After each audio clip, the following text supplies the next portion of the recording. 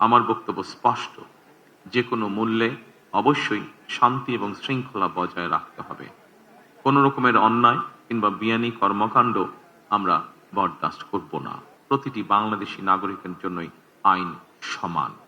আইনের প্রয়োগ হবে বিধিবদ্ধ নিয়মে।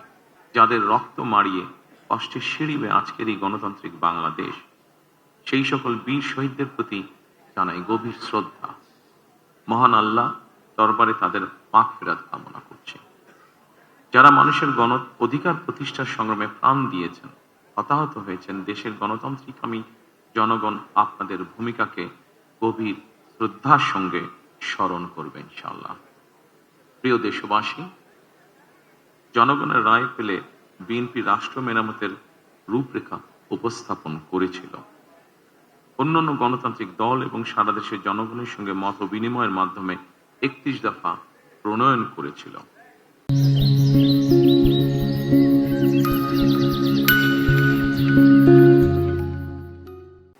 দফার আলোকে ঘোষণা করা হয়েছে দলীয় ইশতেহার।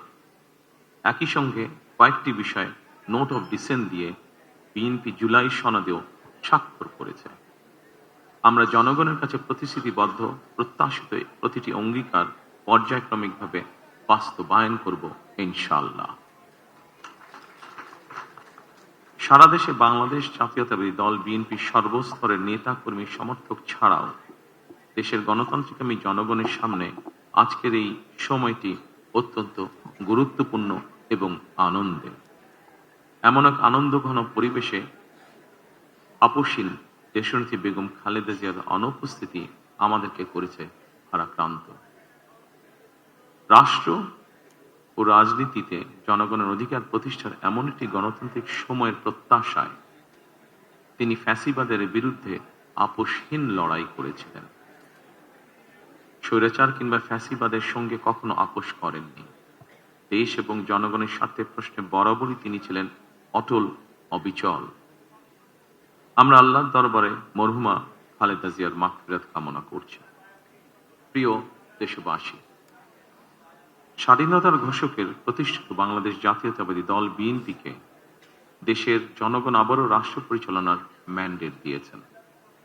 জনগণ বিএনপির প্রতি যে বিশ্বাস এবং ভালোবাসা দেখিয়েছেন, এবার জনগণের জীবন মান উন্নয়নের জন্য নিরলস কাজের মাধ্যমে জনগণের এই বিশ্বাস এবং ভালোবাসার প্রতিদান দিতে আমাদেরকে ঐক্যবদ্ধভাবে কাজ করতে হবে। এবার আমি সারা দেশে বিএনপির সর্বস্তরের নেতাকর্মী সমর্থকদের ধন্যবাদ জানিয়ে বলতে চাই, শত নির্যাতন নিপীড়নের পরও আপনারা রাজপথ ছাড়েননি। গণতন্ত্র প্রতিষ্ঠাত সংগ্রামে অটুট ছিলেন, অনড় ছিলেন। এবার দেশ গড়ার পালা আমাদের।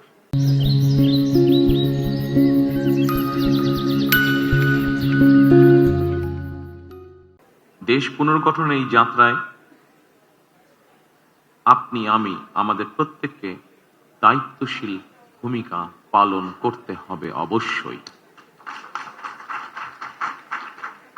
আমরা গণতন্ত্র এবং মানুষের অধিকার প্রতিষ্ঠার এই বিজয়কে শান্তভাবে, শান্তির সাথে, দায়িত্বশীলতার মাধ্যমে উদযাপন করেছি।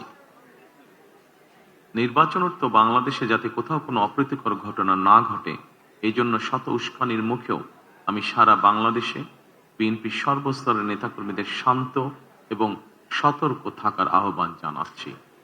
কোনো অপশক্তি যাতে পরিস্থিতির সুযোগ নিয়ে কোনো অপ্রীতিকর ঘটনা ঘটানোর সুযোগ নিতে না পারে, এজন্য নির্বাচন উত্তর নিরঙ্কুশ বিজয়ের অর্জনের পরও আমি সারা দেশে বিএনপি এবং জোটভুক্ত দলের সর্বস্তরের নেতাকর্মীদের বিজয় মিছিল বের করতে নিষেধ করেছিলাম।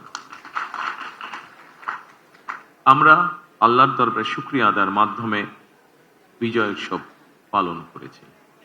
আমার বক্তব্য স্পষ্ট, যে কোনো মূল্যে অবশ্যই শান্তি এবং শৃঙ্খলা বজায় রাখতে হবে। কোনো রকমের অন্যায় কিংবা বেআইনি কর্মকাণ্ড আমরা বরদাস্ত করব না।